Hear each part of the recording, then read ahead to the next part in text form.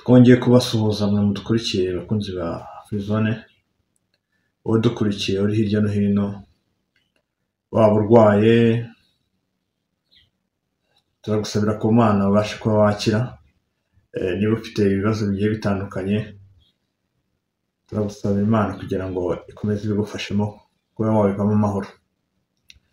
Tugarutse kuri cya kiganiro cyacu kuri Frizone tubagezaho umunsi ku munsi, tubagezaho ibiganiro bigiye bitandukanye by'ubukungu, politike,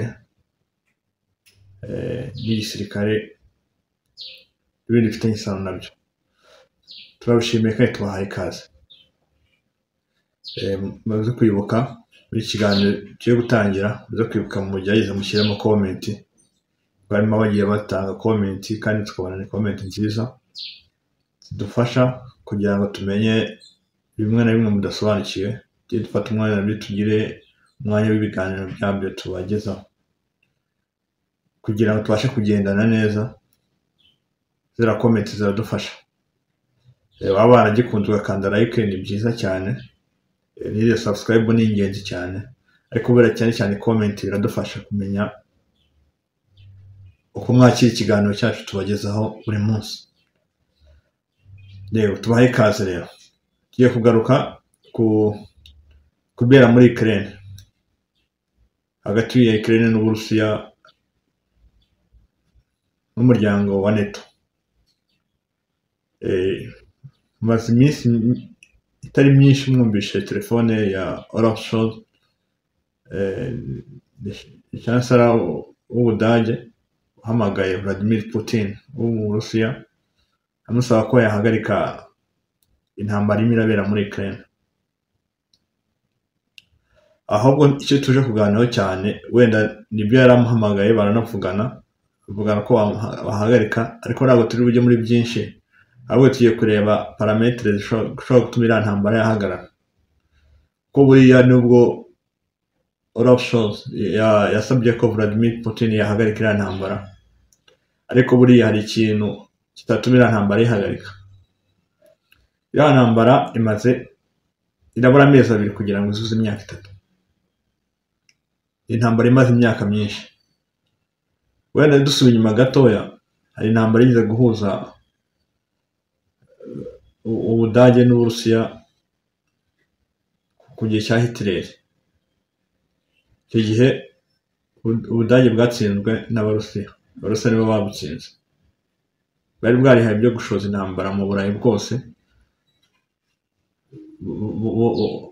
ushaka no guhangana n'Uburusiya, ariko buza gutsindwa n'Uburusiya, bituma ubuhangaye bwabo bwose babusubiza hasi. Wenda ako kantu impamvu rero nkanyujijemo, baraza gusobanukirwa impamvu nkanyujijemo. Reka dukomeze turaza gusobanukirwa imbere gatoya. Ubudage nubwo busaba ko Uburusiya bwahagarika intambara muri Ukraine, ntibwirengagije ko nabwo bwatanze intwaro kandi barwaye imyaka myinshi.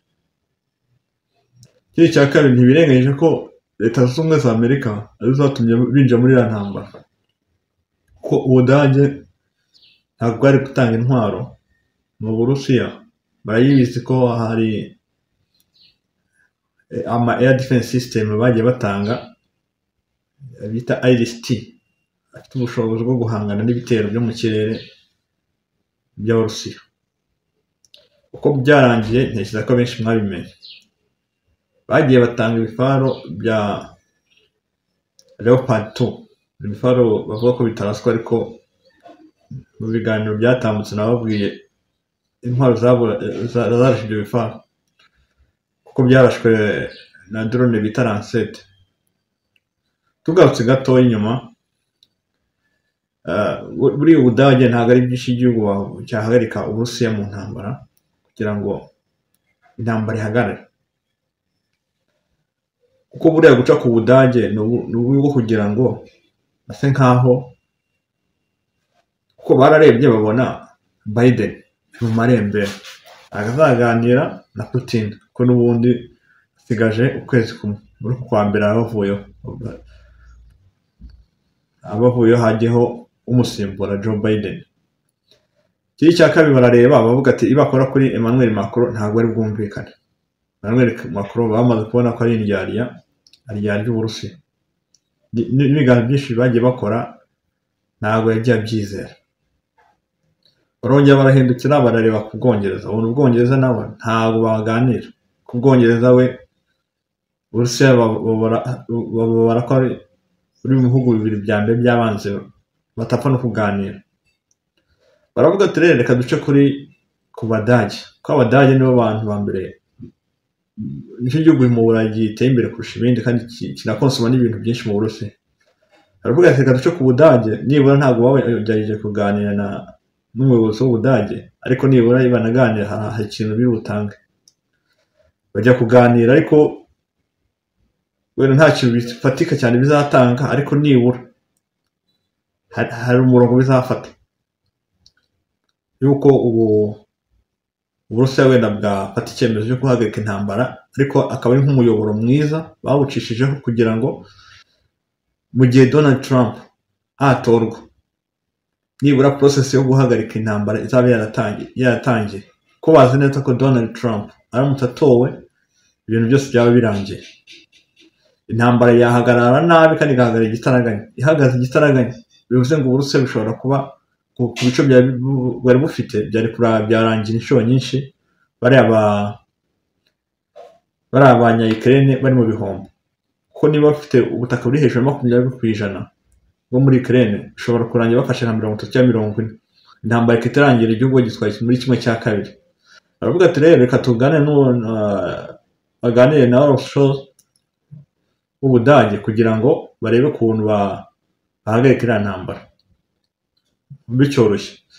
Guhagarika rero nta kindi bizasaba. Muri Amerika niri kuri vola, nifite uburenganzira bwo guhagarika intambara. Nta n'ikindi gihugu kiri muri NATO na kimwe cyahagarika intambara muri Ukraine Amerika itabishatse, kuko Amerika niwo muterankunga mukuru, nibo batanga amafaranga menshi, ni nabo banagurisha intwaro nyinshi Ukraine, uretse ko navuga ko aba ari amadeni babaha n'ubundi bazishyura, batsindwa bagomba kuzishyura. Nanone dusubiye inyuma gato, Biden nubwo asigaje iminsi mike, bemereye Ukraine ko izarwanira ntambara kugeza ku munya-Ukraine wa nyuma. Ahubwo nk'abanya-Ukraine badasobanukirwa ibintu byinshi inyuma ya Amerika, hazamo ibinyoma byinshi, kandi ibyo binyoma byinshi kutabitahura nabyo ni ubundi busazi nabwo, kuko kiriya gihugu cya Ukraine ubwacyo cyisanze mu ntambara, kandi cyisanga mu ntambara kizi neza ko igihugu barwana nacyo kiri mu bihugu bya mbere ku isi bihambaye, kandi bifite n'intwaro za kirimbuzi.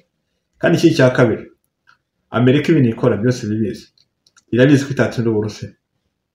Reka twemere ko wenda NATO ni umuryango mugari ugizwe n'ibihugu 32. Yego wenda reka twemere ko batsinda Uburusiya, ariko Uburusiya nabwo bufite uburyo bwo kwidefanda.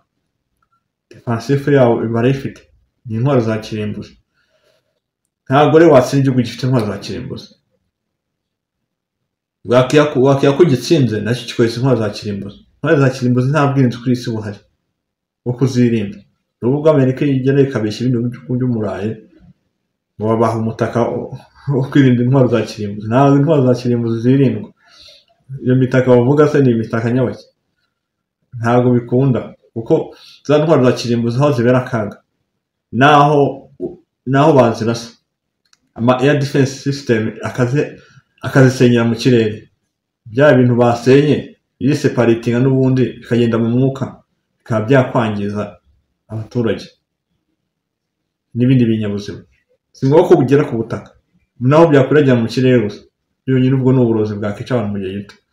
Barabizi niba nibwo bavuga ngo ibicurane byonyine mufate ku rugero rw'ibicurane, ni impinduka gatoya ugasanga umuntu yarwaye grippe yapfuye yashize. Bitabibaza noneho uwo mwuka w'ibyo bisasu noneho uko byaba bimeze. Ni ibintu byica mu gihe gitoya cyane, mu gihe kitarenze isaha kikubise muri icyo gihugu. Abantu abo bigezeho barapfa, nta butabazi bundi, umuntu apfa mukarangira. Ibyo rero byo kuvuga ngo bakirinda ntibikunda. Niyo mpamvu na Amerika inarebye, wowe naho zimaze iminsi nkurikira ibibera muri Amerika, urabona bitsagira umwanya wo kubiganiraho, baganira ku bukungu bwabo bwahungabanye.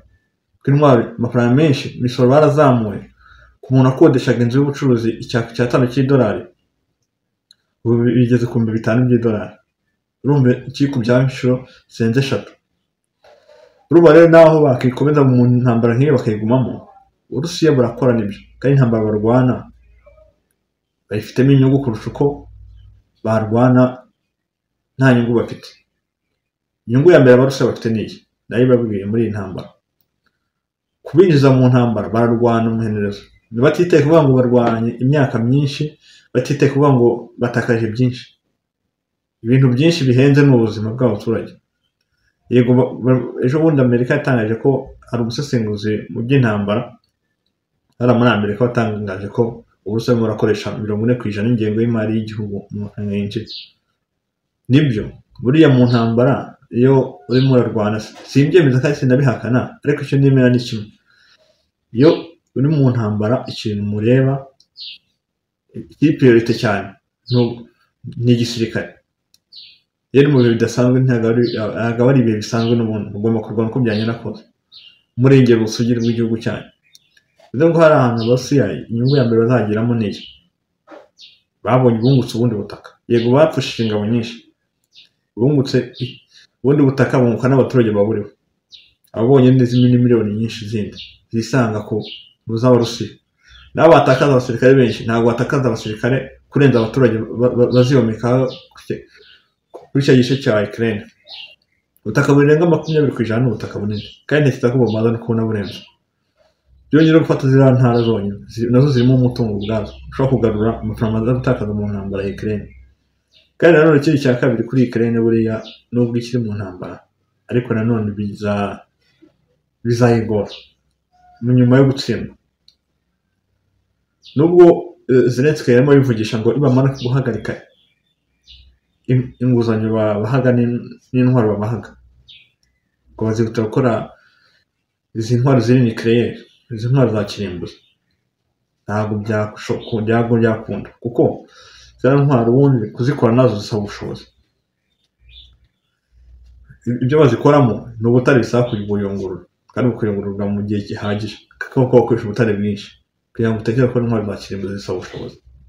Usaba amaformire, usaba aba expert bagufasha kugira ngo izo ntwaro zikorwe ku kigero gihambaye. Bivuze ngo naho bangereza no kubikora, dufate nk'urugero inkunga barayihagaritse ya Ukraine, bayihagaritse Ukraine se amafaranga yakura.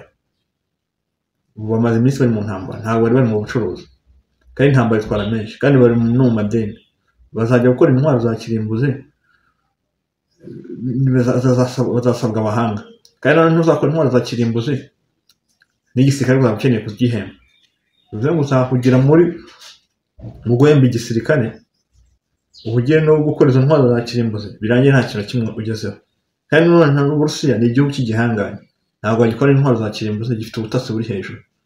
Bamenye kumenya aho gikorera amahase, bigasanga nabo abahanga bajya ugatira mu mahanga, bikarangira nabo bakiguyemo. Icyo nakubwira cyo Ukraine cyo igisubizo kirambye ni uguhagarika intambara, bakaganira, byaba nabo bakagenda agasura Vladimir Putin, cyangwa se atamusura agashaka inkoramutima ye yohereza mu Burusiya, bakagenda bakaganira, nta kindi gisubizo cy'iriya ntambara kuba yahagarara. Kuko wenda bashobora no kunagira ukundi kuntu banagana, akavuga ati nk'uko Vladimir Putin yasenyeye igihugu bigizemo uruhare, reka tubyite ukagizemo uruhare, wenda abantu uruhare rwe ntabwo abantu muri mu byumva, ariko muzagenda mu byumva gake gake ko dukora ibiganiro byinshi kandi focusinga kuri Ukraine cyane. Bivuze ngo hari ahantu ikintu kizabaho, ni uko yashaka umuntu yizeye akaba yamwohereza muri Russia, bakaganira, bakagira ibintu na bimwe bahurizaho. Kubutwara ubutaka bwo barabutwaye, ntabwo bateze kubumusubiza Vladimir Putin. Ko Abarusiya, abantu benshi mwakurikiye intambara z'Abarusiya, nta ntambara bajya bahomberamo. Iyo bashoye mu ntambara wo gutwara ubutaka, buriya na Poland nayo ubutaka babitwaye, ariko nubwo butegeranye n'Uburusiya ariko bwegeranye na Poland, ko nubwo babutwaye ni uburyo bwo kugenzura uburayi bw'uburasirazuba cyane muri Baltic bagenzura cyane. ariko icyo nkubwiye cyo nta yindi solution ishoboka ni ukuganira bakagira ibyo bahurizaho, na Vladimir Putin yanamuha na support, akamuha support yo kumwubakira igihugu, intambara ikarangira gutyo, kandi bikaba byiza na Zelensky aneguye akavaho, ko Putin ntabwo yakomeza kumwizera, ntabwo kumwubakira igihugu cye Zelensky akiriho. Wera Zelensky bashobora kumuha ko batazamushyira mu nkiko ngo bamufunge, uretse ko ari gakeya. Putin buriya nawe hari ibyo ashobora kwemera, ariko bikarangira bihindutse kurenza uko babitekerezaga. Ariko nta kindi kizabirangiza, ni uko bazaganira, bakicara hasi bakaganira, bagashaka inkoramutima zabo, bakagenda agashaka baba generali, byana byiza agafatana na perezida wigize kuyobora Ukraine imbere ya Zelensky, bakaganira, bakora akanama, igihugu kagisubiza ku murongo, ibintu bikajya ku murongo, na za support yashaka na alliance ya NATO bakayirengagiza, bakavuga kujya muri NATO, kuko kujya muri NATO egari n'ubundi gukomeza intambara. Ku mpamvu imvune imvano ni uko bashaka kujya muri NATO, niyo mpamvu baninjiye no mu ntambara buriya, ku bantu benshi batanabizi. Niyo mpamvu Vladimir Putin yihutiye kubatera ku itariki 24 z'ukwezi kwa kabiri mu mwaka wa 2022. Syria amaze iminsi mwumva hari umutwe usa nkaho waje guhirika Assad, perezida wari uyoboye Syria, guhera mu ntambara yo mu mwaka wa 2011 bajya kumuhirika bashaka kwavaho. Intambara imaze imyaka igera kuri 13 ariko idakaze nk'uko tubibona ubu. Wenda tugiye kubanza duhere ku bihugu bifite mu kuboko muri iyi ntambara, kugira ngo tujye tuganira, musobanukirwa byinshi kurushaho, ariko nibura tuzi ngo ikiganiro tugiye kuganiraho harimo igihugu iki n'iki, kugira ngo mwumve n'inyungu za buri gihugu cyose kiri muri Syria. Tugiye kubanza duhere ku ruhande rwa Amerika. Ku ruhande rwa Amerika bari kumwe n'inshuti zabo Israeli, batajya batandukana, bari kumwe na Turkiya na Amerika ubwayo n'umuryango wa OTAN muri rusange. Ko mu mwaka wa 2011 iriya ntambara muzi ko abana b'Abarusiya basa nkaho babyibuka neza, cyangwa ko badafite amakuru wenda turabanza tubanyuriremo. Iriya ntambara Amerika ijya gutera Assad, ifite gahunda yo kumukuraho kugira ngo ishyireho ubundi buyobozi bindira mu matwara ya Amerika. Urabizi ko Amerika ikitabona ku rwego rwayo ivuga ko nta demokarasi, yaje ivuga ko ije gukuraho ubuyobozi bw'igitugu, ije gusimbuza Assad uwo bumvaga bifuza. Wenda tutarageraho, reka tugaruke ku rundi ruhande ruriho Uburusiya. Uruhande ruriho Uburusiya hariho ibihugu bikurikira: hariho Iran, Uburusiya, Liban. Ibyo bihugu byigaragaza ko birimo, ariko bura n'Ubushinwa buba buri hafi aho, uko wenda butigaragaza ariko Ubushinwa buba buhari. Wenda tutarajya kure, Turkiya nayo ndaza kubereka kuri impande ebyiri, ariko muragenda musobanukirwa byinshi. Duhereye ku nyungu za Turkiya. Turkiya hari umutwe warwanyaga Tayyip Erdogan, perezida wa Turkiya. Uyu perezida yahuye n'umutwe uramurwanya, yasubiza guhungira muri Syria. Guhungira muri Syria, akajya yavamo, abandi bakajya muri ibihugu byo muri Baltics guhungirayo, kuko kugira ngo Erdogan ntabashe gufata abantu bamurwanyaga. Ariko ikintu ashyira imbere cyane Erdogan ni ukugira ngo arebe ukuntu yabona biriya byihebe byamurwanyaga, kuko byamutezaga akaduruvayo, bigatuma mu miyoborere ye hazamo ibibazo byinshi bitandukanye. Iki kintu kikabangamira Erdogan, bigasanga inshuro nyinshi Amerika uwo mutwe yifashisha kugira ngo iteshe umutwe Turkiya. Ariko Turkiya nayo ntabwo yarekeyeho, ikomeje gushyiramo agatege cyane cyane, ishyiramo agatege ihangana n'uwo mutwe, ariko nyine bibi by'ubusa kubera ko Syria yakomeje kubika izo nyeshyamba zarwanyaga Turikiya, ugasanga nazo zibangamiye Turikiya ubwayo, ugasanga Erdogan nawe yiri guhangana nazo, kandi agahangana zitari no mu gihugu, ugasanga ziri hanze y'igihugu, kandi guhangana nazo bikagorana. Hano Amerika ikifashisha gutesha umutwe Erdogan, kuko na Erdogan we ntiyumvikana na Amerika nubwo ari muri OTAN. Iki kintu rero cyaje kubangamira Erdogan, bituma nawe akagenda akora uko ashoboye akagenda abaye ibitero shuma, bituma nayo intambara ikomeza kubiyanga muri Syria nayo. Tugarutse kuri Iran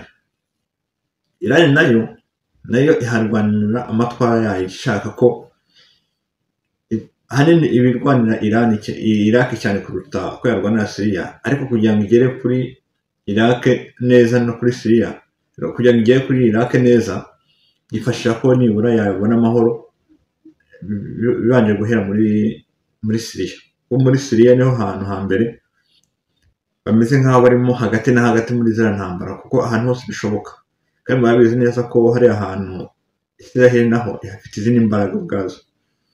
Ni nayo mpamvu hariya isenyuka rya Iraq na Syria ni imbaraga zirenze cyane Israel yahungukiye, ko ni ibihugu n'ubundi bitumvikanaga na Israel, ntibyumvikane na Amerika. Bivuze ngo n'ubundi kutumvikana na Israel na Amerika bakisanga muri ziriya ntambara, n'ubundi murabizi ko Israel yiga ubutaka bwa biriya bihugu, kubera ko bigaprofita biri mu ntambara, nayo bakora iyo bwabaga bakisanga mu ntambara zitarangira.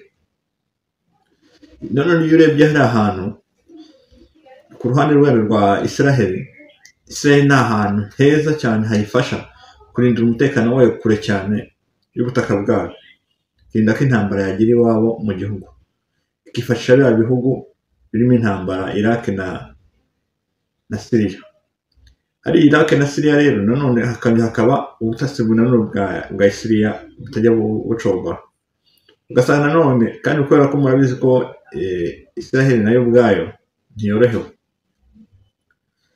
kubera ko Iran nayo ifite gahunda yo kuzayisenya, kuba baranabyitangarije bavuga ko umwanzuro wa mbere bafite muri akarere k'uburasirazuba hariya baherereye ni Israel. Israel yabangamiwe by'Abarabu mu myaka myinshi ishize, n'ubu biracyayibangamira, cyane cyane iyo ugeze nko muri ibi bihugu by'Abarabu cyane byo birakabije. Nanone ugasanga hari ahantu Iran nayo hashaka kwashinga amatwara yabo, ko ni igihugu kinini cyane kikajyana n'abaturage benshi, igihugu gifite miliyoni 90 z'abaturage, ntabwo kigeranye na Israel. Israel ifite miliyoni ziri munsi y'10, ni miliyoni nke cyane ugereranyije, yawe no ku butaka ni igihugu gifite ubuso buto cyane buri hejuru ya kilometero kare 22 gutyo kuzamuraho n'utundi duke. Ni igihugu gito cyane ugereranyije n'u Rwanda. U Rwanda ruranakiruta cyane, ariko none agahugu kihagazeho gashaka kubaka imbaraga zabo hariya kugira naho kayobore muri Middle East, ariko nanone Iran nayo ikaba ishaka kuyobora, kuko ntabwo ugomba kubona nk'igihugu gito nko kuriya cyabafatana iriya Middle East yose, kandi n'ubundi cya gice kirimo Abarabu benshi, bavuga ati ntabwo byashoboka. Bivuze ngo Iran wenda tuzabanyuriramo impamvu bahorana mu ntambara na Israel ubutitsa, tuzabasobanura byinshi, kuko hari n'ikintu twabivuze ariko ntekereza ko tutabisobanura neza ngo abantu babyumve, twabinyuze hejuru dutambuka turimo turasobanura mu kindi kiganiro, ariko nzabakorera ikiganiro kirambuye amakimbirane ya Iran na Israel ahantu aturuka. Yego, none tugarutse wenda nko muri Liban murabizi ko ari igihugu gishyigikiwe na Iran, ni igihugu gifite systeme kigomba kuba kigendera munsi y'amategeko ya Iran, kuko n'ubundi systeme imeze nk'aho ari imwe.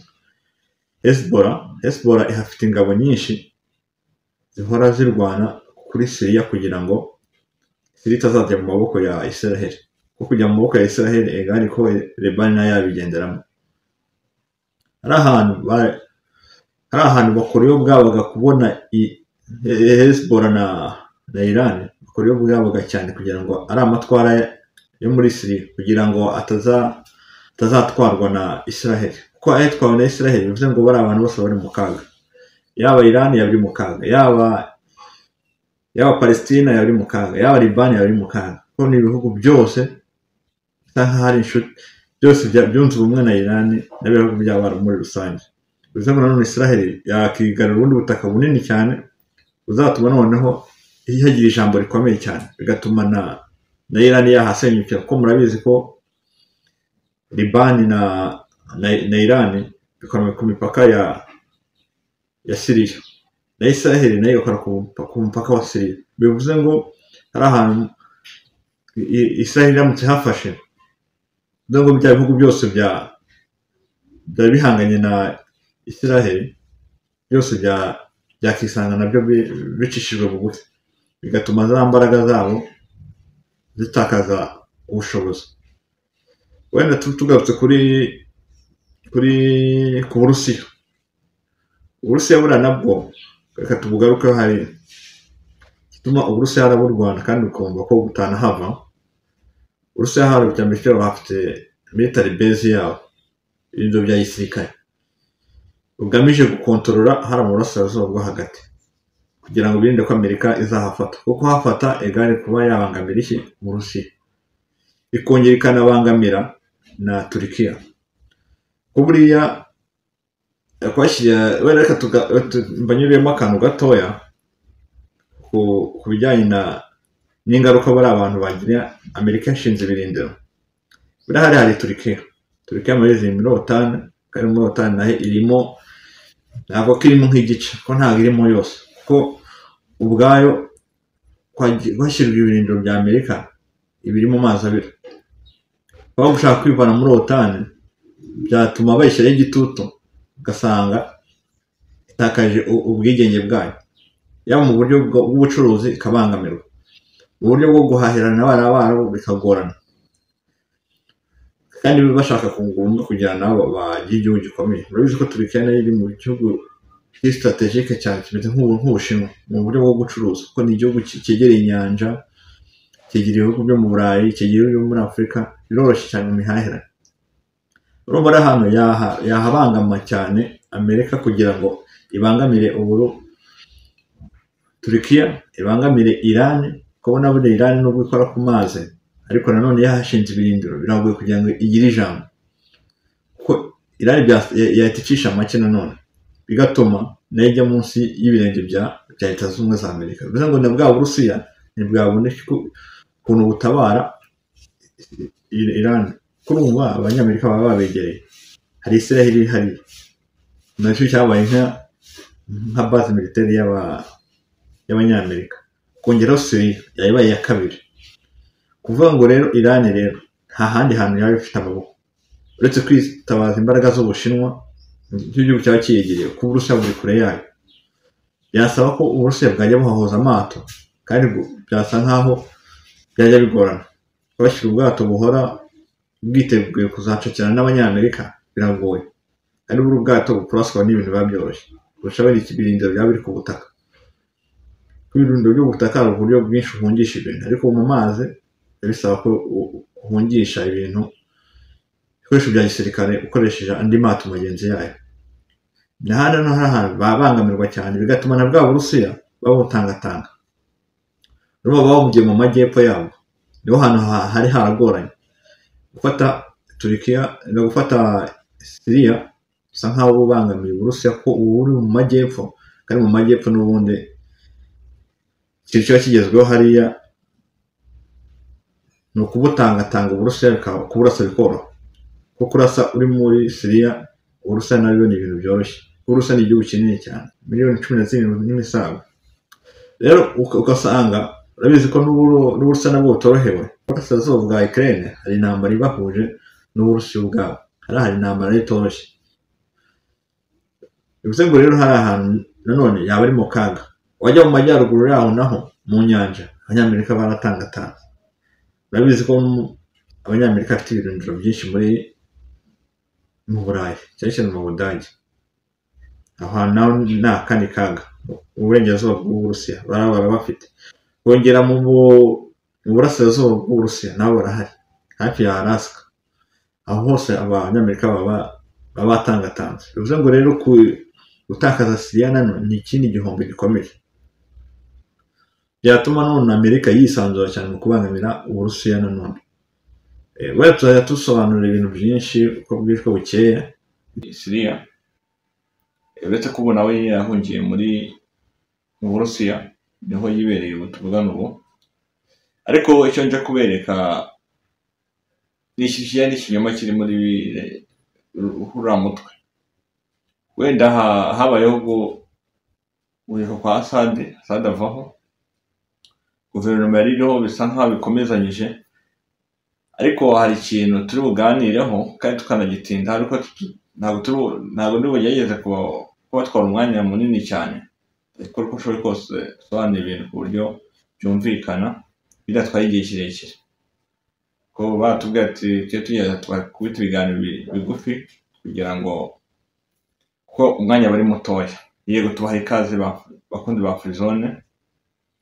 Yego tugiye kugaruka ku kintu kirimo kirabera muri Syria. Barabizi hamashize iminsi hari ibitero bikaze cyane Israel iragenda igaba ku birindiro bya gisirikare, ku nganda za gisirikare, ikora intwaro no ku bindi bikorwa remezo bya Syria byayizamura mu bukungu kugira ngo yizamure itere imbere, kugeza no ku nganda zitunganya ibikoresho abaturage bakenera mu buzima busanzwe. Tugarutse aho gatoya kuri ibi bitero, tugomba gusobanukirwa impamvu z'ibi bitero birimo biraba muri Israel n'ubutitsa. Iki kintu giteye ubwoba cyane. Uriya mutwe urabizi, umuyobozi wayo ubu tuvugana ubu bamwita Mohammed al-Bashar. Uyu mugabo mu mateka ye Amerika yize kumugira wanted, mu bantu bahigwa, ishyiraho n'amadolari miliyoni 10 z'amadolari kuzamufata, byagaragaza ko umurambo we izo miliyoni azazihabwa. Ahantu harimo urujijo.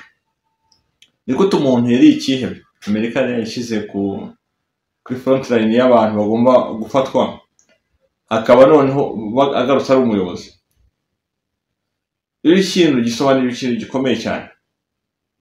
Niyo mpamvu n'ibi bitero ubona Israel biri inyuma, isa nk'ari imushizeho, ariko imushizeho ku nyungu za Amerika. Ikintu imushyiriyeho si urukundo ikunda abanya-Syria, ahubwo ikintu gikoze kugira ngo igiraga ngo aramuka agiyeho atazagira imbaraga nk'izo Assad yari afite, bigatuma yongera kumvikana na Iran, akumvikana na Turkiya, ugasanga no muri Israel yantambara irwanye, ugasanga nta kintu ifashe.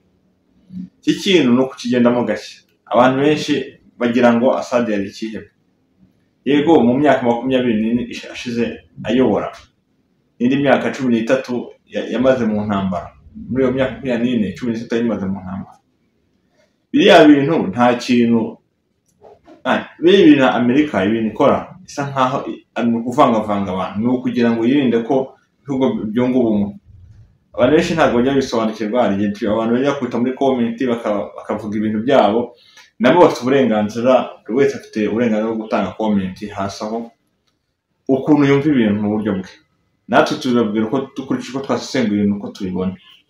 Bivuze ngo bino bintu birimo birabera muri Syria, ibintu uburyo bwo kugira ngo biba bitero bya Israel biragaba hara muri Israel, no kugira ngo muri Syria, Israel biragaba muri Syria, ibintu kugira ngo ice intege igisirikare cya Assad, yewe ice intege n'igisirikare cy'inyeshyamba kugira ngo bajye munsi ya Israel, ku buryo Israel izajya ivuga bakajya bayumva. Kuko murabizi ko muri Golan Heights baba ari ubutaka bwo muri Syria, Israel yabutwaye. Ibi bintu no kugira ngo none bwa butaka banatwaye batazagira imbaraga bakagaba ibitero, kuko baba bamaze kunga ubumwe bakongera intambara ikasa nk'iyicogoye mu gihugu, batangira kubaka imbaraga, none izo mbaraga zikazatuma bigarurira bwa butaka bwa Syria, bwa Syria Israel yatwaye. Iki kintu rero bari abantu bashyiramo imbaraga nyinshi cyane kugira ngo birinde ko bunga ubumwe, kandi none bakongera icya kintu n'icyo cya gitero none kiri kintu bagikorera. Hari Libani bihana imbibi, kandi Libani none kongera gahana imbibi na Israel. Bavuga ati ni nko guca intege y'abindiro byose bya Iran bya biri muri Syria, babica intege. None babona ukuntu Israel muri kariya karere ari igafatika kayobora, ku buryo bishobora kujya ku rwego rwo kuba bashobora gufata ubutaka bwa Syria bwinshi bakabwiyomekaho kugeza muri Libani. Barabizi ko bagiye biyomekaho n'ubwa Palestine, bashaka no kwiyomekaho n'ubwa Libani, kongera bakagaruka n'ubwa Syria bakabwiyomekaho. Kuko urumva niba muri Syria nta mbaraga bazaba bafite z'igisirikare, bivuze ngo bazaba bakora ibyo bashatse uko babyumva, ntawe uzajya ubakanga hariya. Niyo mpamvu biriya bintu abantu benshi bibatera urujijo, ziriya ntambara bakumva ko bahetse ngo bita ngo ni ikihebe. Ariko se mubanze murebe uwo bita ngo ni ikihebe, uwo Assad, uriya Mohamed al-Bashar, uriya se we azazana iki? Kuko n'ubundi nawe ni ikihebe, bamwiza wanted. Niba ari nk'akadiru bakinye bakamukuraho ibyo byaha kugira ngo akore mu kwa Amerika na Israel, n'ubundi nta gaciro umuturage azaba afite hariya, ubundi azaba ari munsi ya Amerika. Kandi Amerika intego yayo ni uko ishwanisha ibihugu ntibyumvikane, kuko iyo byumvikanye bituma bubaka ubukungu Amerika ku buryo itabamenyamo ku buryo bworoshye. Niyo mpamvu iriya ntambara irimo urujijo rukomeye cyane, abantu benshi bikomeza kubatera urujijo. Ariko icyo mugomba kumenya muri iriya ntambara, buriya Iran nayo ntabwo yicaye ubusa. Iran nayo ntiyicaye ubusa, kuko hari inyungu nyinshi yahombejwe hariya. Niyo mpamvu iriya ntambara ari kurangira, itazapfa kurangira ku buryo bworoshye.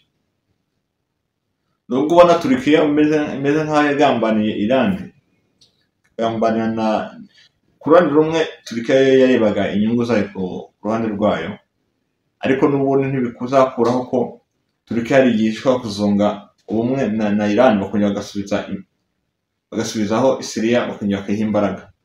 Kuko nanone Israel iramutse ifashe ahantu ikahashyira ibirindiro bikomeye cyane, ikahashinga imbaraga zayo, na Amerika zikahashinga imbaraga zayo, Turkiya iri mu marembera nayo na Iran, kuko baba barimo hagati.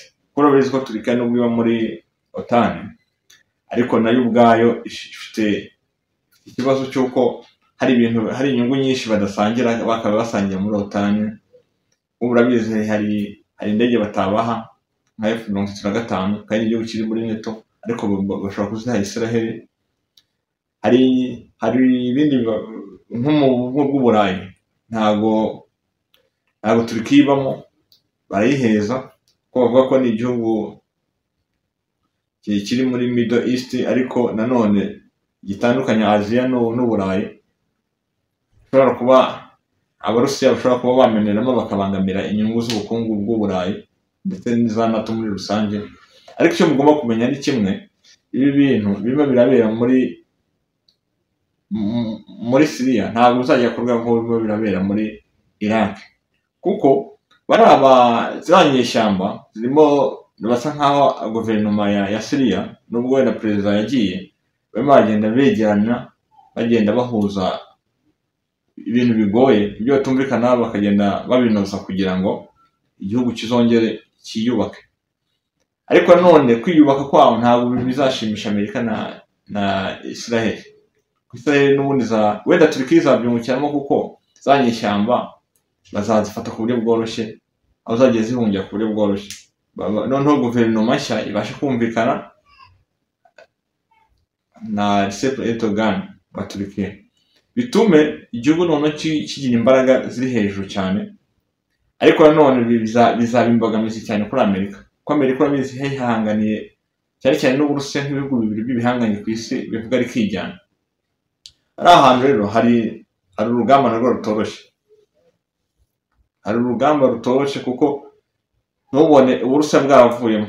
Abantu benshi bazi ko bwatsinzwe, ariko Iran strategy y'urugamba avuga ati aho kugira ngo tujye kurwana, tuharwane nawe ari ingabo nyinshi, reka tubyihorere, ahubwo tuzareke uzafata ubuyobozi ariwe tuzinjirira none tumukoreremo. Ibyo byoroha cyane kurusha uko wajya gushoza intambara. Ko ushoje intambara hagendera ibikoresho byinshi kandi na diplomasi igasubira hasi. Ariko Uburusiya bareka bakomeza barwane kuriya, ariko Uburusiya buzazanamo diplomasi yabo. Urabizi ko Syria nayo ifite peteroli itari nkeya, kandi Amerika nayo kwakura ukuboko na Israel biragoye. Ariko iyo bamara kunga ubumwe bamaze gufatisha, bagiye kuorganiza muri Middle East hariya Iran na Turkiya banze bumvikane, n'Uburusiya bwumvikana Turkiya. Kuko buriya Turkiya hari ibintu byinshi cyane ikinga Uburusiya, bigatuma imbaraga batazunga ngo zigire imbaraga. Iyo urumva ari hari ahantu ubwo kuzabanda ni nka alliance bagiye kongera kubaka bushyashya. Kuko murabizi ko Iran ntabwo yaterwa, ko mujye muyibuka ko nayo iba mu cyo bita BRICS. Agaterwa ku buryo bworoshye, kuko Israel ntiyatinyuka kuyivogera. Yivogereye Uburusiya babura hafi aho. Nubwo Amerika nayo yatabara Israel, ariko byaba bibi cyane. Umuntu wese abanza akareba inyungu ibintu bizamusigira, bigatuma abona uko yiyorganiza mu rugamba agiye gutegura. Yego, turabashimiye, reka tureke kurambirana. Mu masaha ari imbere natwe tugomba kubagezaho ibindi biganiro byinshi bigiye bitandukanye. Abantu benshi ibintu mudasobanukiwe byinshi muzajya mubisobanukirwa. Ukomeze mutange ibitekerezo. Ndashimira n'umuntu wambwiye ati gusa ibintu byo kuvuga amakuru yo muri Ukraine, oya ndayavuga. Abashaka kumenya ngo Ukraine bigeze he, ku munsi w'ejo iyi nkuru nayo izamugeraho muri Ukraine, ko naho hari icyegeranyo ndimo ndabategurira, kugira ngo muzabashe gusobanukirwa byinshi bimwe birabera muri Ukraine naho ibintu bigana. Ezo niwo woshye ibindi bihugu, ariko Umunyamerika kari ushobora. Ariko icyo nkubwije ukora icyo kiriho, ntabwo intambara izakubira kurwana ukwiri. Ukraine iri kugomana mu gatuza batari gukora misile akoze drone. Reka tubyemere. Ese bayihagaritse kuri iyo nkunga yakomeza irwana amaze iminsi. Ntabwo ari Ukraine irwanamo, abantu musobanukirwe neza. Trump ngo azayihagarika, ariko ibintu burya bigira imibare bibarirwamo. Ukraine igomba kugira igitakaza, Uburusiya bukagira ibyo bukuramo.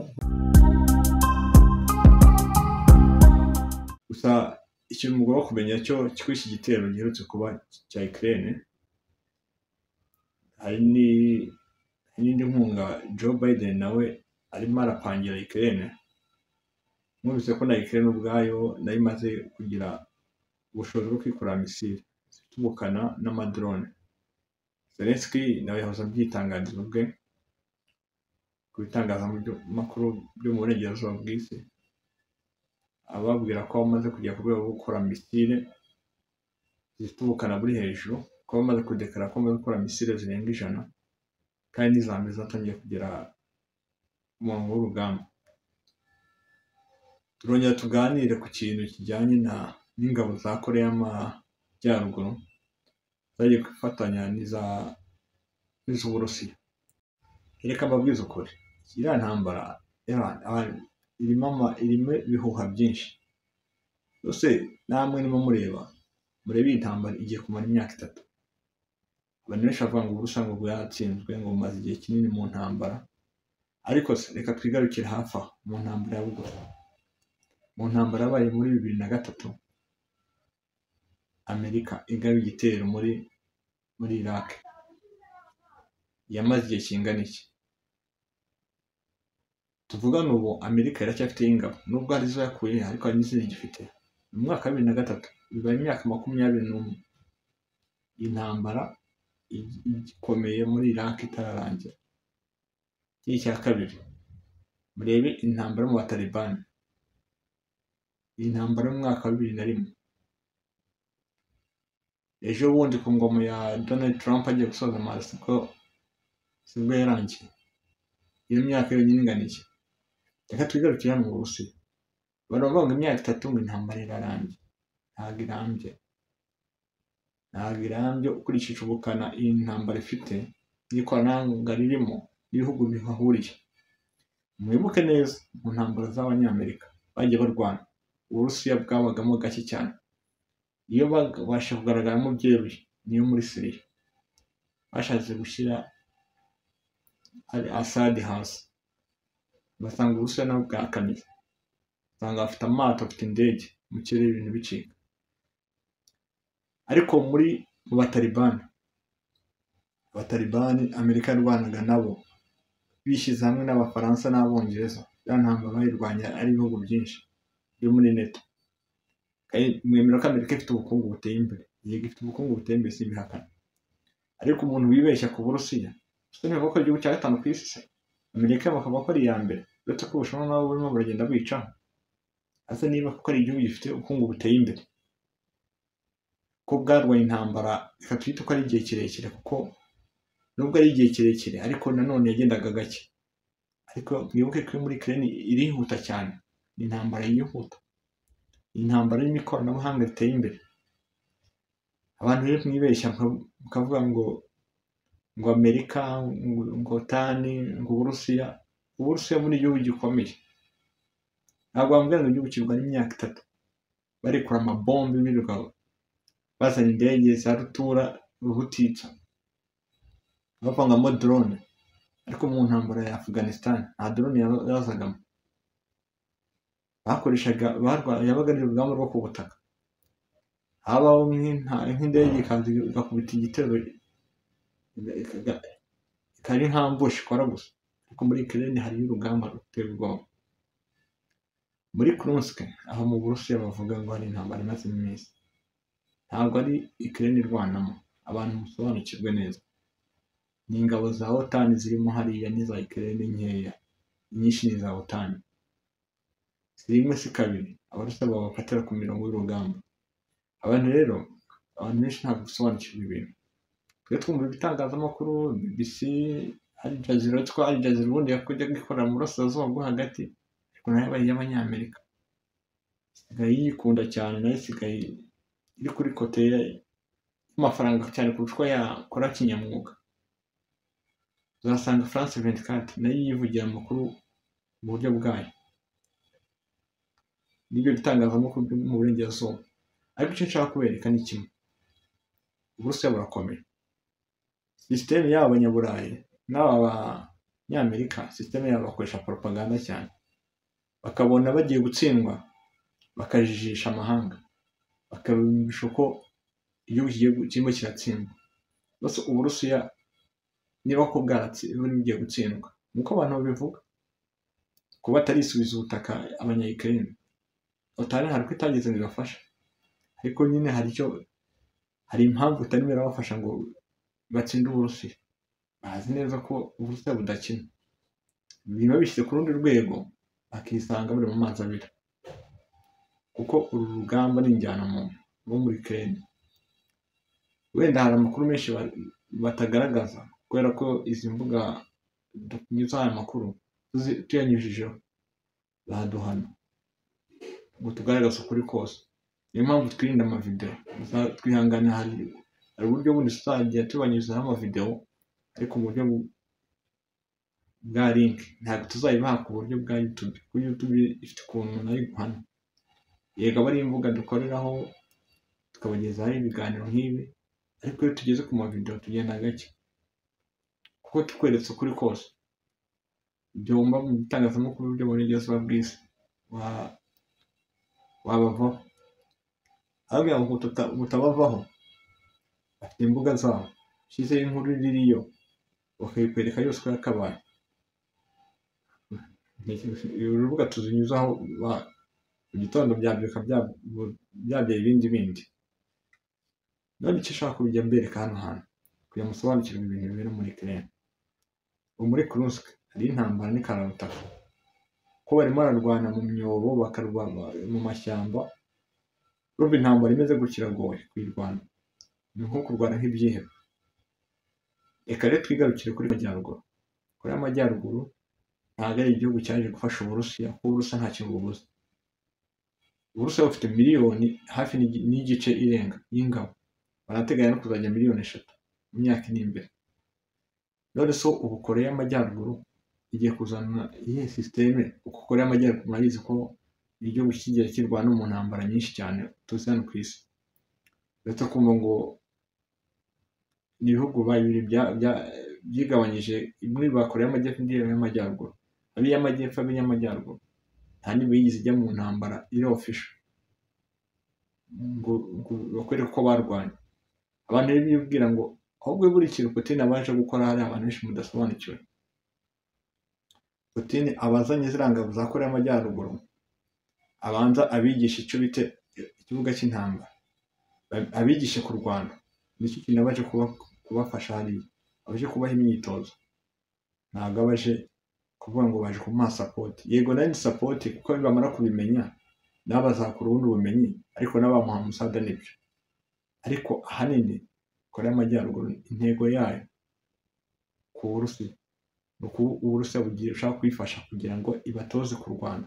Bafite intwaro nziza kandi zigezweho, baranazigerageje babona ko ari intwaro zikora neza, ariko intego yabo ni ukugira ngo batoze Abanyakoreya urugamba rugezweho, kuko Koreya y'Amajyaruguru nta hantu izwi mu bihugu yigeze irwana nabyo. Ni igihugu cyabayeho gikora intwaro gusa, kikiteza imbere ku rindi koranabuhanga rigezweho cyane cyane rya gisirikare, ariko ntibagize amahirwe yo kujya ku rugamba ngo barwane bahakore experience, kuko buri kurwana intambara nyinshi zo ku rugamba cyane cyane zo ku butaka, umenya amayeri menshi y'urugamba, ukamenya uko wihisha, ukamenya uko wiporoteja, mbese ukamenya buri kimwe cyose cyo ku rugamba. Iyo abantu bibwira ngo Koreya y'Amajyaruguru ingabo 11,000 bazanye, izo nizo ngabo za icyo gihe gikaze cyane. Kuri uru rugamba barimo bararwanamo ingabo nyinshi. Ukraine ubwayo ubutaka burenga 20%, Uburusiya burabufite mu biganza byabo. Bakeneye abantu banashyira no ku mirongo y'urugamba, akavuga ati rero ukuntu ibintu bimeze nuko nk'ingabo za Koreya y'Amajyaruguru mufatira uruhande rumwe, mwiyunge n'iz'Abarusiya zafasha ahantu hamwe n'aha, babigisha amayeri agiye atandukanye, bereke n'ukuntu intambara bayirwanya. Ntabwo navuga ko hari ahantu rero baje kurwana kugira ngo bazane andi mayeri bagiye gukora ku Banyakoreya y'Amajyaruguru. Ku bantu rero bakomeza kwitiranya ibintu ngo ni support, ntabwo ari support. N'Abanyamurika kugira ngo bamenye kurwana, uretse ko henshi bahagiye bahatsindirwa, ni uko bisanze mu ntambara yo ku butaka, bagira umwanya wo kurwana, bakamenya n'intwaro bahakoresheje uko imiterere yazo, kugira ngo umenye uko urugamba rurwana ni uko uri kuri tere. Iyo uri kuri tere nibwo umenya ngo urugamba rurwana ute. Ese ibandasa nkihisha, ubundi nzamenya aherereye he kugira ngo nanjye mbone uko mwataka? Ese ni gute watanga umusada mu gihe uri ku rugamba? Urebye ikigambiriwe cyane kuri Vladimir Putin, kuri ziriya ngabo, ko n'ikimenyimenyi kizi kigera mu Burusiya igiye kuziha imyitozo. Ntabwo rero wahereza umuntu imyitozo akurusha ubumenyi bw'urugamba, ahubwo rero wakicara ashaka kwigisha. Niba Vladimir Putin arimo aratrainiga ingabo za Koreya du Nord, ni uko abona ko aricyo agomba kuzongerera, akazigisha amayeri y'urugamba. Ntabwo wajya n'umuntu ku rugamba utazi imiterere y'urugamba ugiye kurwana, utazi aho biva n'iyo bijya. Ariko icyo mugomba kumenya ni iki: hariya yagiye agiye kwigisha Koreya y'Amajyaruguru, afite ibihugu byinshi by'inshuti. Si n'ibi gusa, ntibizagutungure ubonye n'ingabo za Iran arimo arazigisha hariya, akazizana ku rugamba.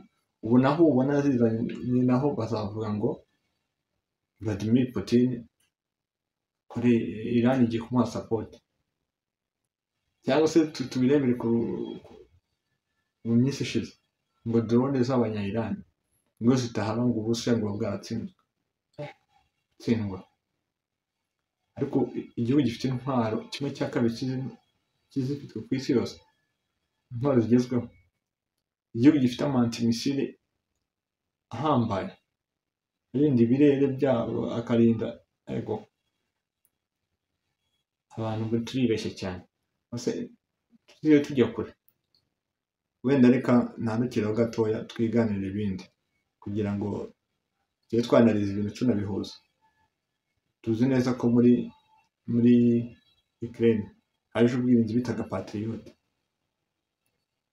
Ubwo ni ubwirinzi bwemeraga cyane bakanabukabiriza cyane ko abantu mu burengerazuba ni ubwirinzi buhambaye. Ariko se nimba mwagiye mukurikira intambara yo muri Ukraine,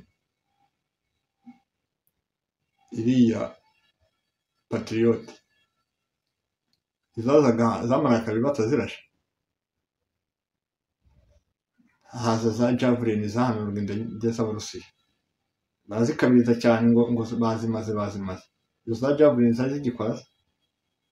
Icyo bagomba kumenya ni kimwe, uri Umurusiya n'abari Abanyamerika ni abantu b'abahanga pe, buri muntu wese afite ikoranabuhanga rye rigezweho. Ariko icyo agomba kumenya ni kimwe, Umunyamerika azana ikoranabuhanga rye, Umunyamerika nawe Umurusiya agahita aryigaho ako kanya, nta n'amezi 2 bimufata. Bagiye mubibona ukuntu bazanye za Javelin zikora amabara zihanura indege. Haza barikatariya y'Abanyaturikiya, iyo nayo irarasa karahava. Izo drone ziracyariho, izo Javelin bavugaga ziracyakora, ariko urugamba rugeze ntabwo ari gukoresha izo. Begera bazana ibifargo bitaraswa, mwagiye mubyumva, Leopard 2 y'Abadage, ibaza bakadukubita bakazigira uburere, noneho bakazijyana no muri Rasha mu imurikagurisha kugira ngo zibamurikire abene igihugu. Bazana Challenger y'Abongereza, bagenda bazana Abraham, izo zose zaraje ariko nta kintu zahinduye ku rugamba. Nyinshi zaranarashwe, zinaraswa na drone inaciriritse bita Lancet. Abantu benshi mushobora kuba muze kujya kuri Google mushakisha amakuru. Drone bita Lancet, muzayisearching murebe, ni drone idahenze cyane, itarigisha $50,000. Icyo gihe yarasaga byonyine Patriot ubwayo ihagaze miliyari 2 z'idolari. Misiri imwe bihagaze $400,000 z'idolari. Ibaze kugira ngo drone $50,000 by'idolari irase ikintu gihagaze amafaranga na gutyo. Izi kubita ibifaru bihenze cyane, kimwe gihagaze $800 by'idolari, igikubite irashwe na drone $50,000 by'idolari. Naho aho hantu humva bidatinze bazana icyo bita ngo Patriot gukora ngagashya. Muzi cyayirasha ari ikihe? Ibisasu by'amatopito nibyo byayirashe. Topito misile zaraswaga zarisirwa mu nyanja, izo zagakirasi icyo iyo Patriot bakayishyira hasi. Iyo Patriot ubwayo reka nkubwize ukuri, iyo Patriot najyanye nk'ubwirinzi bw'Abarusiya bita S-300, ko nta nubwo iri no ku rwego rwa S-400, nta nubwo iri ku rwego rwa Pansir. Pansir wenda iyo mujya kuri Google musacinga, Pansir yakoze amabara ateye ubwoba, kuko bayizanyemo hariya ariko ibintu yakoraga nta misile yicikaga, ko yabaga imeze kose ntabwo yicikaga. S-300 bagize gutya barakubita, ariko ntabwo bigize bahangana n'iyo misile ubwayo. Izo antimisile nazo ubwayo zihagazeho. Havuzwe byinshi, mu by'ukuri tugenda tubagezaho byinshi bitandukanye, ariko icyo mugomba kumenya ni kimwe, Uburusiya ntabwo ari igihugu cyo kwisukira. N'ubu bavuga gutya, wenda turaza kuvugana kuri byinshi. Joe Biden aracyagerageza gutanga inkunga, yego ni byiza nakomeza ayitanga, ariko hareba nabi azashiduka Ukraine bayishyize hasi cyane kurushaho. Yego wenda Uburusiya bushobora kuzasubira inyuma mukayubaka, kuko iyo igihugu gikinze nka kuriya hari ibihano bashyiraho, wenda nabyo bikagira n'ukuntu igifasha kikiyubaka. Ariko n'ubundi Joe Biden we arimo araroha cya gihugu cya Ukraine, kuko n'ubu ntateganya kuzagifasha ibihe byose, kuko manda igiye kurangira muri uku kwa mbere. Ese azakomeza ayifashe? Ese Umwongereza azakomeza ayifashe? Umunyamerika atariho. Umwongereza niwe woshya ibindi bihugu, ariko Umunyamerika akaba ariwe ushora. Ariko icyo nkubwije ukora icyo kiriho, ntabwo intambara izakomeza kurwana uko iri. Ukraine iri kugomana mu gatuza ngo atajya gukora misile akoze drone, reka tubyemere. Ese bayihagaritse kuri iyo nkunga yakomeza ikarwana? Reka twemere ko yakomeza ikarwana, ariko se gukora ziriya drone n'intwaro bisaba ubukungu. Iki gihugu cyo mu Burayi kizakomeza kwishingira Ukraine mu gihe yo babona ko nta musaruro izatanga? Barwana bakarwana ariko nta kwa kundi umuntu arwana nyine byandanze tu, ariko n'ubundi atateganya kuzatsinda. Niyo mpamvu bavuga ati ibi bintu Amerika iyoshya ibihugu byinshi n'ibindi bihugu bitandukanye. Ubu Amerika reka mubwize ukuri, Amerika ubwayo iriya ntambara nta gihombi igifitemo cyane. Niyo mpamvu bavuga ko nta gihombi ifitemo cyane ugereranyije n'ibindi bihugu byo mu Burayi. Icya mbere, Amerika iratanga intwaro, za ntwaro ni ideni ihereza Ukraine, ntabwo iha amafaranga, ntabwo yakemera kuyiha amafaranga ko yabihomba. Kuko iyo intwaro kuko n'ubundi kwizika intwaro ni ibintu n'ubundi bashobora no kubika muri stoke kazamara igihe kirekire, ariko Ukraine hose intambara izarangira hose zishyura kandi yanatakaje n'ubutaka. Ikindi cya kabiri, abanyaburayi bo bari mu gihombo, kuko uko bagomeza gushora intwaro zabo muri Ukraine baziha Ukraine, nuko Amerika igenda ibabwira ngo turabaha intwaro zisumbuye. Niba mwari mufite F-16 F-15 barazibahe bahe F-30 cyangwa ibahe F-35. Izo zose kuzibaha ni inyungu, kuko irabahereza intwaro namwe mugatanga izanyu, ikavuga ko ari izigezweho. None se nyuma y'izo zigezweho haza izindi zigezweho bizagenda bite? Niyo mpamvu rero abanyaburayi nabo bagendera mu kigare. Buri gihugu cy'Ubufaransa nicyo gihugu ubona n'Abadage nubwo babikora, ariko babona ko ibintu bakora nta kintu bizabagezaho. Niyo mpamvu rero mwe mudukurikira, mwe mujye mugira gutya nawe mwanariza. Umuntu ashobora kubwira ikintu nawe ugafata umwanya wo kwanariza. Murakubwira ngo Ukraine ngo yamaze ingabo z'Abarusiya, yabamaze nibyo, ariko se niba yabamaze reka tubyemere gutyo. Ese koko niba yabamaze akabaye batakaje ubutaka bafashe?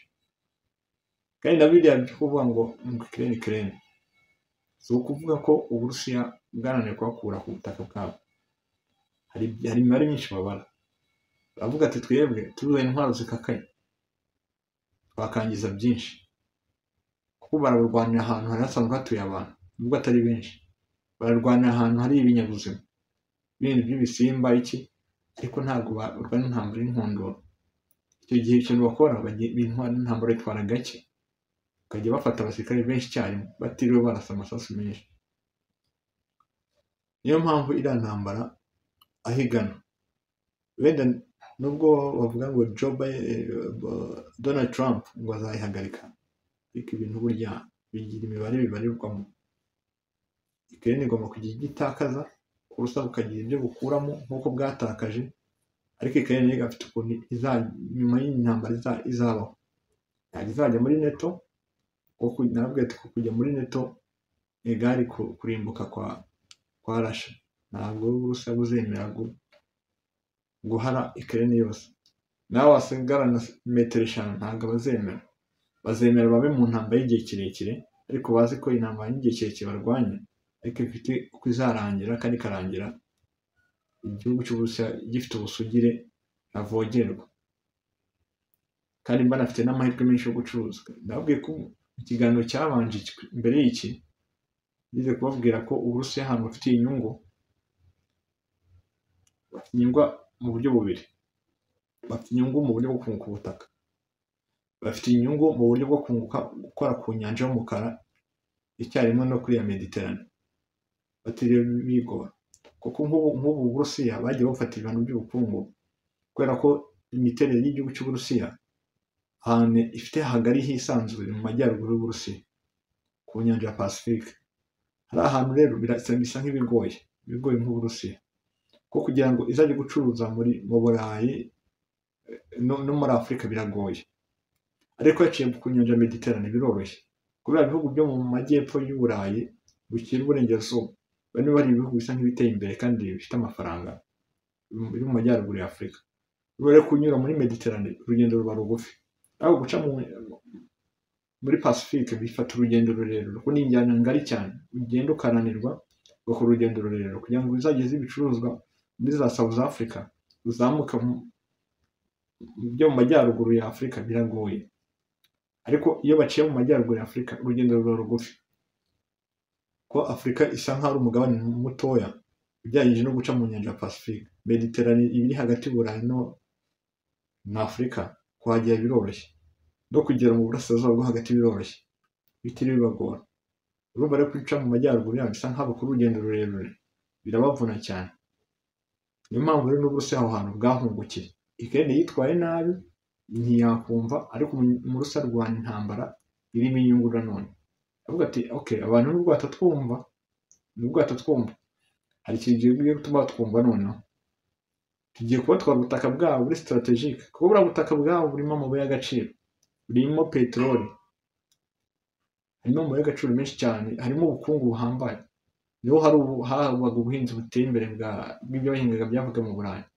Iriya ntara Donbass yose, cya gice cyose ubutaka burenga 20% bafashe, ni ubutaka bufite icyo busobanuye. Harimo haboneka umunyu duteka, kuba butaka aho nabwo burimo. Harimo amabuye y'agaciro, harimo ibintu kimwe cyose bakenera Abarusiya hariya, kuko batabona hariya bagifitemo hariya. Ukongera nuko baguye ubutaka bwabo, bakongera bakunguka abaturage bo muri cya gice. Ko gufata miliyoni 147 zituye Uburusiya, kongeraho n'izaba zituye hariya, kongera n'ubutaka bugari, ni ubukungu buhambaye.